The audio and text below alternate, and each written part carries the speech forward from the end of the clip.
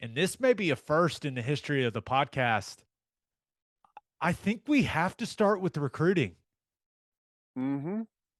It's been wild. because Colton Vasek, am I saying that right? Yeah. Colton Vasek, 6'6", 230-pound edge player. He's the 153rd overall ranked player in the class of 2023, has committed to Oklahoma. And Ted, this whole thing kind of came out of nowhere, man. Everyone thought this guy was choosing between Oregon and Texas, and gets to the party at the Palace last weekend and commits right after. Whoa. Yeah. It's crazy. Uh, what they're doing works. The way they build these relationships works. The way they have set up everything, not just football wise, the sole mission. The parents love that, speaks directly to the parents. I know everyone is panicked about don't commit here if you're going to want to still take trips everywhere else, right? All of that stuff. The staff is genuine. They're real. They tell you what the expectations are, tell you how difficult this is going to be, and the kids are eating it up. They love it. They love people that are real, that you believe what comes out of their mouth, and they're telling you what their expectations are for you. Yeah, there's no doubt that the message this staff is presenting and relaying is landing with these players and their parents. And you look at what they're starting to do on the defensive side of the ball from a recruiting perspective. There's no doubt that Brent Venables' reputation plays a huge role in that. I mean, there's absolutely no doubt. But looking at Vasek committing, you got to give Miguel Chavis an unbelievable amount of credit. You got to give that man the credit he deserves, because he's never been a position coach. He's never coached a game at Oklahoma as the defensive end coach. This defensive staff has not coached a single game for Oklahoma. And Chavis was able to convince a big time recruit who played at a school that players just never go to OU there at Austin Westlake, whose dad played at Texas. He convinced that guy. And if you just look at Vasek, the guy looks like he should go to Texas. I mean, when you look at the hair, it's just, you're like, yeah, that kind of looks like a Texas guy. All of that was working against Miguel Chavis. And he attacked the recruitment with passion and energy. And he got him. Now, I know he's still got to sign in December. I understand that. But for him to go get that guy with all those things working against him, it makes you think that Miguel Chavis is going to be an absolute superstar as a defensive ends coach. Yeah, and here's the thing that I think is the most impressive. This is organic recruiting. This is not NIL driven recruiting. You know, there's a lot of staffs out there that are like, it's NIL. Here's what we have for you. Here's what we'll do. And I'm not saying that Oklahoma isn't prepared to do stuff like that, but that's not their go-to message, right? And there's a lot of schools that this is their end, right? This is the way that they can compete with the big boys, and the NIL stuff is like top of the list for a bunch of schools. It's not for OU. Like, we're working on it. We've got things in store. We've got stuff coming. There's going to be great opportunities here, but it's not the go-to situation. When you call Venables and talk to Venables, that's not where the conversation's going. And if it goes there first and foremost, guess what? You're going to the back of the list. That's not what they're looking for. Yeah. And it's just it's so impressive that they're putting this type of class together when they haven't even coached a single game. No.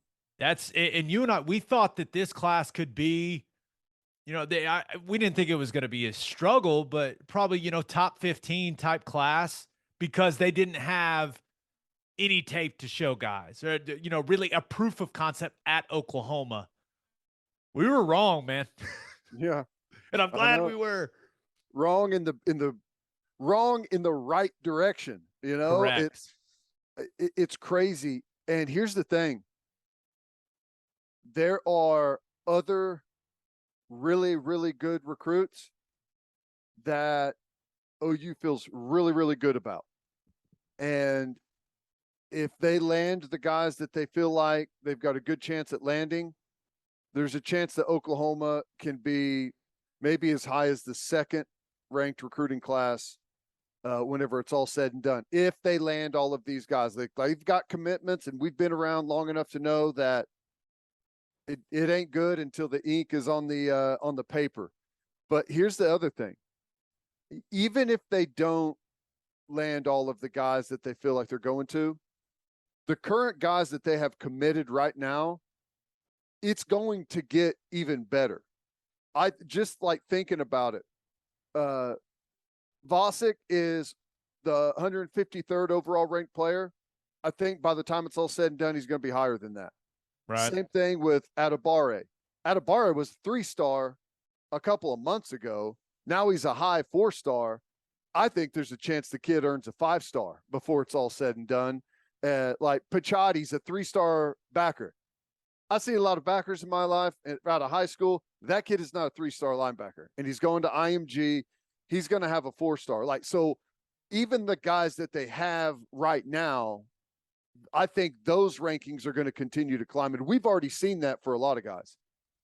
When you look at, and I'm not going to pretend I'm a recruiting expert, right?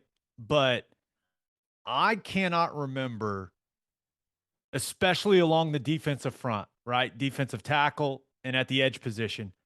I can't remember being this excited about a potential OU recruiting class at those positions. And just looking at the guys that are committed, right? Not David, DJ Hicks. Does he go by David or DJ? We need to figure out.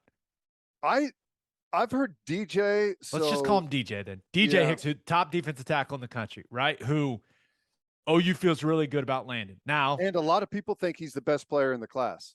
Right. So Arch you've got Manning him included. I mean, we haven't even, Derek LeBlanc committed this. Is it Vasek or Vasek? We got to pick one. I said Vasek. You said Vasek. I think it's Vasek. We'll go with Vasek for now. We'll correct it. If Mr. and Mrs. Vasek want to correct us, that'd be fantastic. Please help. But just looking at the group they have committed right now, it's a really solid group. You add Hicks to that, and oh my goodness.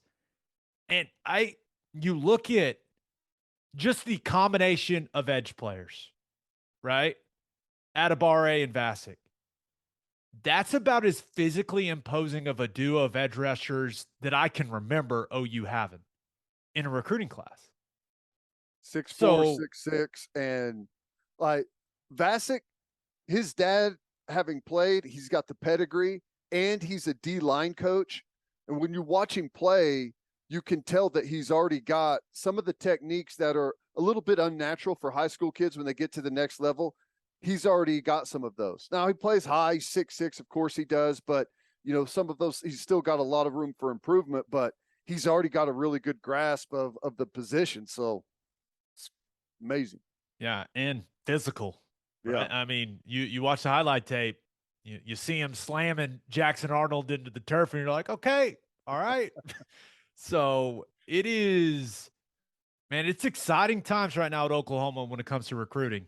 And it seems like with some of these commit, right? I know the Vickers kid making a decision here in the next couple of weeks, a couple other guys that they feel really good about making a decision here in the near future. So, man, it feels really positive right now. And it feels like it's only going to get better, man. Yeah. Well, one thing, this is what happens whenever you embrace change. For whatever reason, the last regime did not want to mention, talk about, acknowledge that OU was going to the SEC. For whatever reason, it was like a taboo topic. Like, you don't even, like, don't bring it up. Let's not talk about that. As soon as Venable, like in his introductory speech, he's talking about going to the SEC. And I think that has a lot to do with some of these defensive players coming.